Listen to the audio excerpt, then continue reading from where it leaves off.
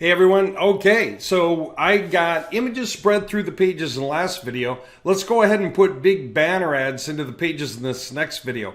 So I can put them smack into the middle of the page or at the top of the page or the bottom of the page. I can put in multiple. So I'm just going to show you one of them. They all operate the same way. If I put a bunch in at the top, I can still put a bunch in the middle. I can put a bunch in at the bottom in any order. So let's take a look at how that is. Because very often you want to put ads in your pages, especially if you're creating informational based pages. And let me see if I can cover that real fast, okay?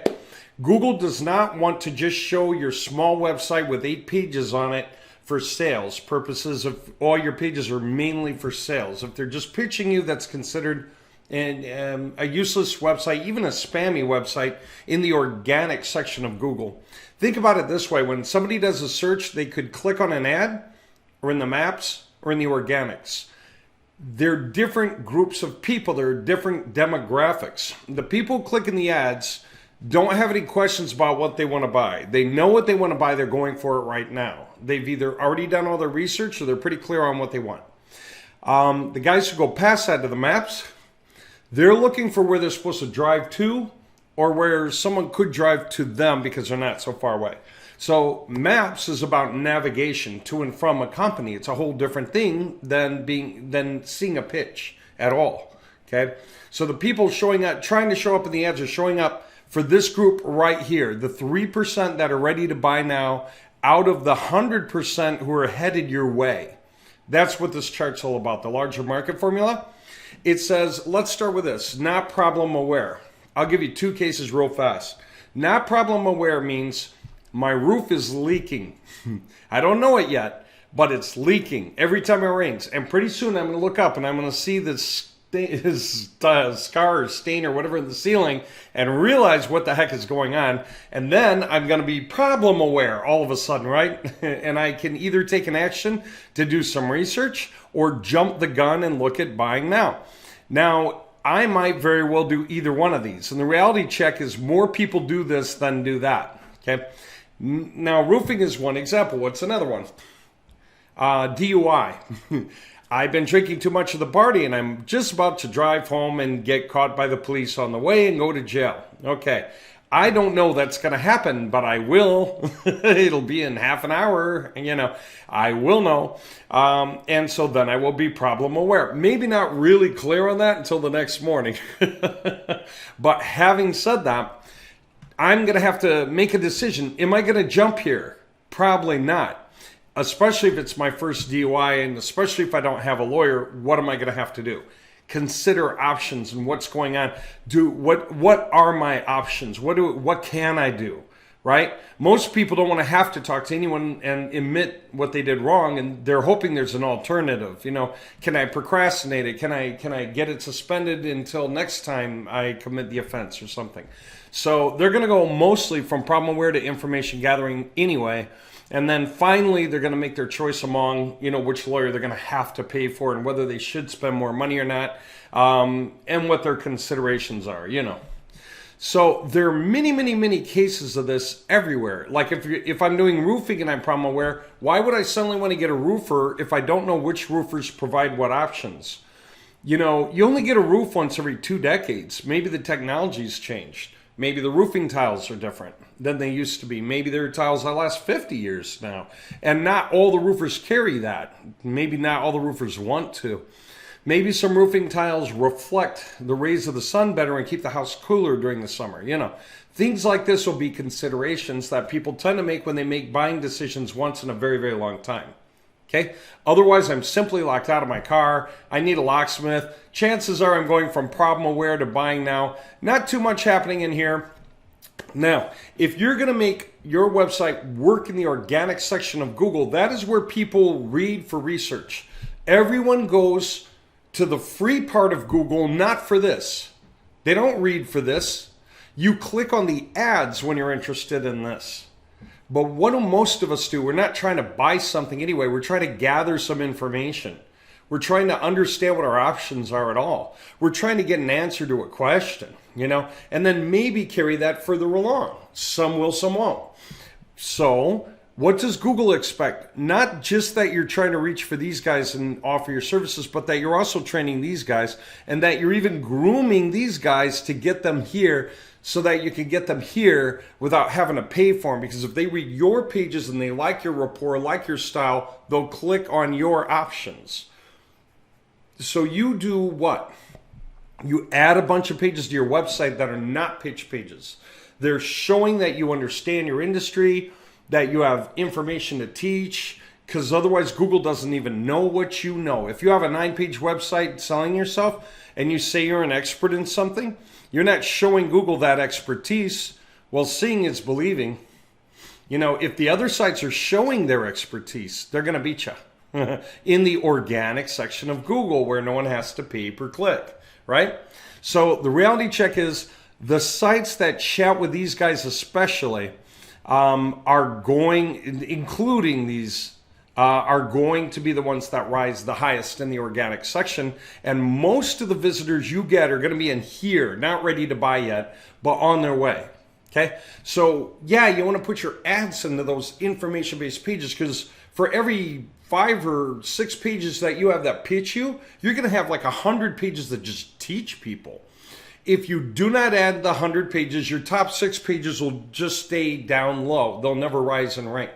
But if you start securing that layer, laying that foundation of information and answering questions and stuff, then you'll push all your pages up in Google's eyes. You become an authority site, and Google will rank many of those pages along with your pitch pages for that 3% who's ready to buy now.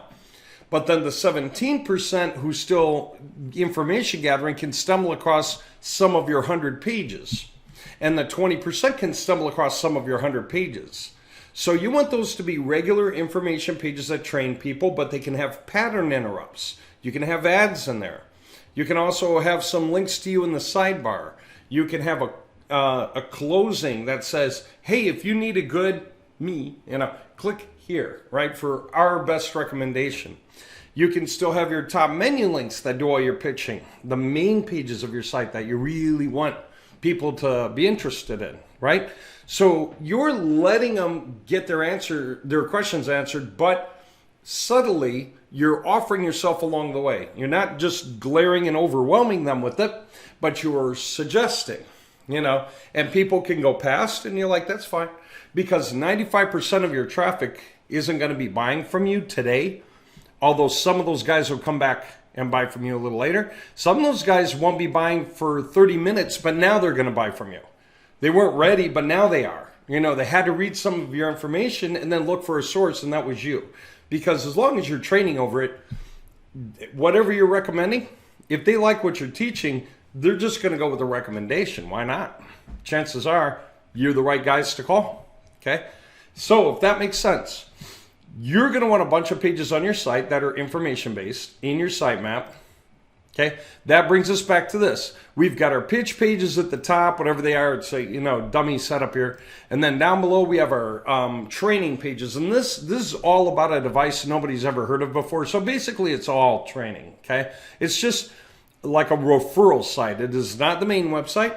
But we want to lead people to the main website from websites like this that support that website and drive rank to that website, backlink that website, okay? So we're creating our empire, our army of sites to backlink the king of the sites, or the queen. So we've got our empire happening here, right?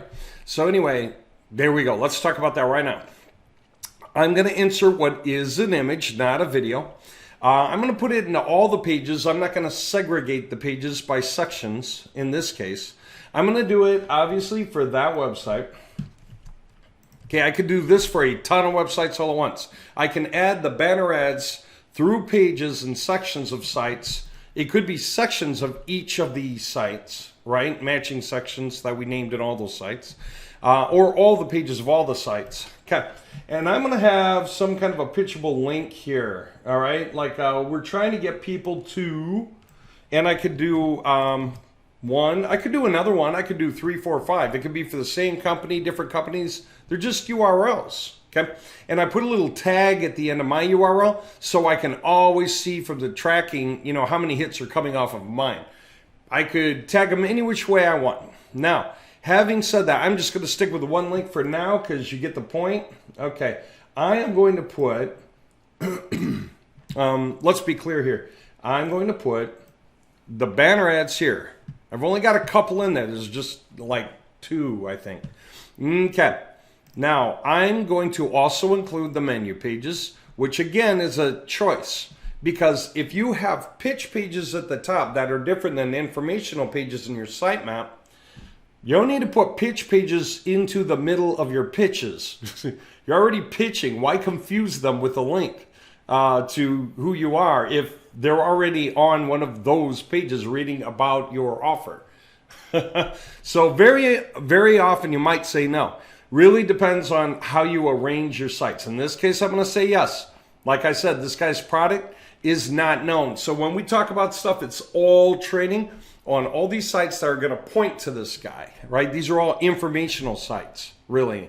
They're not meant to pitch, but they get to subtly pitch through the ads.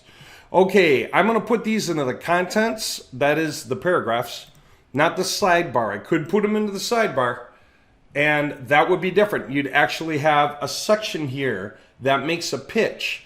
Yeah, you can pitch like that. You can have this pitching. You can have your top links pitching. You can have a pitch in the section there. You can have your banner ad in the top, middle, bottom of the page. You can have a closing. Hey, give us a call. Your next step is just a call away. See that closing right there? That's a pitch, okay? Even though everything above it, sorry, I guess I'm a little hoarse, led to it through training, we're still going to close with our pitch, right? So do not feel like you're wasting your time when you create informational pages. Not at all. Everything you're doing adds to your organic presence and makes you a whole lot richer in the long run. All right, let me go ahead and get back to this. And so I'm going to add it to the menu pages this time. Content, yes. No, I'm not overwriting. These are new because there are no banner ads in the middle of the page now. If there were, I'd probably want to overwrite, or I'm going to wind up with 2 banner ads right in the middle of the page, or in the top of the page, or in the bottom of the page. Definitely don't want that in the top. Google cares about what you do with the above the fold part of the page. When we arrive here, if you try to shove all of this down and all of this is your pitch, Google will say, no. You know, so you got to have a smaller pitch, right? Well, we're not going to do that. We're going to put videos in the top. We'll put our pitches in the middle or the bottom. And in this strategy for this project, I like the middle, so I'm just going to put it in the middle. Okay, so it works kind of the same way as standard images. You've got your little image placeholder, but like I say, we like to introduce it, so we are going to put a header before it and a paragraph after it so we can just grab people's attention, right? Okay, I'm going to switch this to a colon from a period, frankly, because I like the idea better. All right. Okay. And that's it. That's all I needed to do. Oh, yeah. Choose the position. I'm going to put them in the middle, not the top, not the bottom, definitely not the paragraphs. That'll be weird. Okay, here we go. I mean, I could put them into the paragraphs. They'll show up next to all the regular paragraph images, but be much larger. They won't look right. They won't make sense. It won't be a proper pattern interrupt. It'll just disrupt the pages. Okay, here we go. Let's do a hard refresh of the page. Now, when we scroll down, we see regular images anyway, like that and that, right? But we should see right here a banner ad, big, clickable. If I click it, opens the destination page in a new tab. It's got my little attribute there so I can track. So if you were doing projects for affiliates, you could literally cycle through your affiliate 1, affiliate 2, affiliate 3 links of a single project. And that way you fill in all their clickable links through your pages that you're creating on your websites that you're creating. So you're creating a big advertising venue that's treating them all fairly by giving them all equal chances, right?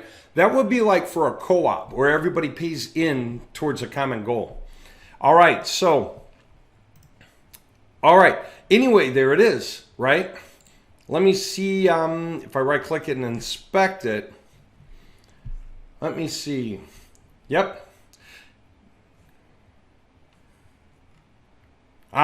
It is also using the H2 title tag.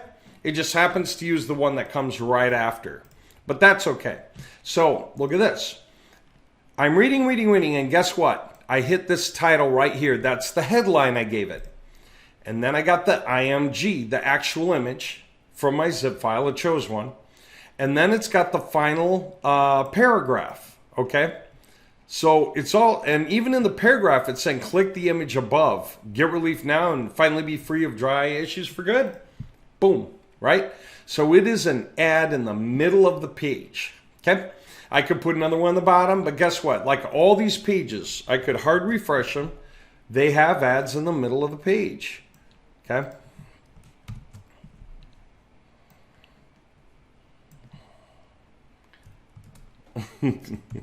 And why am I doing this? I want to see one of the other ones pop up. Right now I'm seeing this one pop up all the time. Ah, there it is. Okay, so there's the other ad, right? Go from red eye to wide eye. You know, that's kind of the idea. That's what we're saying. So it's the same header, this, and then the same paragraph, but it's doing the job, man, and it's clicking through. So I love it. Each page is informational, and Google will appreciate it, but it does have an ad smack in the middle of it. So if you're reading and this looks like you, this seems like you, then yeah, why not? I mean, banner ads like this could be on pages on all kinds of projects and very many industries, because what this ad talks about will affect a lot of people. It's percentage of people in America, older, younger, every ethnicity, and whatever else. I mean, it applies to like 10% of Americans, 5% very firmly. So any American reading anything, anywhere, an ad like this can be very useful. So whatever you're building your projects about, you can still charge for advertising in the middle of your pages or put your own affiliate links. That way you've got whatever it is you're selling, you're doing the information, but you got your ads smack in the middle. So as you're warming them up, if they read enough to be interested, boom. If they happen to click to a different page of your site, any other page, right? And they scroll down, as they're reading, they're going to see it. Okay, it's going to be a nice common reminder. So the guys who kind of just go, not for me, they'll just scroll past and keep reading. The guys for whom it could be, I'll be like, oh, wait a minute, no eye drops? Really? It's dry eye? They might recognize it the second, third time around. Okay, I think you get the point. So they carry their alts. Oh, the other thing I do want to point out, it's very important. Inspect. Final thing. No follow. Because we are putting a clickable ad into every single page that's going to the same URLs, we do not want Google to treat it like spam. So we label it with a no follow tag. Rel equal no follow. But it could be sponsored. It could be UCG. It's up to us. But when we label it, what's that mean to Google? That it's an ad to be expected on every single page, maybe going to the same place. Google won't have a problem with it as long as we label it anything other than follow. Google can decide to follow it. But if we're saying no follow or UGC or sponsor, what we're saying to Google is we're not trying to cheat and pass link juice to the other site. Google can still decide to what degree to reward them appropriately based on the fairness of the match, which in this case is strong. So all these pages are really benefiting this project because they are right on the money. Google reward the website some anyway, even if it's not a match. But the more a match it is, the better, right? There you go. Okay, I think I've made plenty enough point about inserting ads into the pages. And just like images, we can remove them immediately. We can replace them. We can overwrite them with different images pointing to the same or other links. So if we ever sign up to an affiliate program and we don't get treated fairly by the program and we want to swap it to the competitor, you can swap the links. And if you need to change the images, change them. If you could keep the same images because it doesn't matter, then keep the same images. It just depends. If you've got branded images, you'll have to change them, but otherwise you won't, right? There you go. Interesting? Hope you like it. We're going to keep on going through these topics.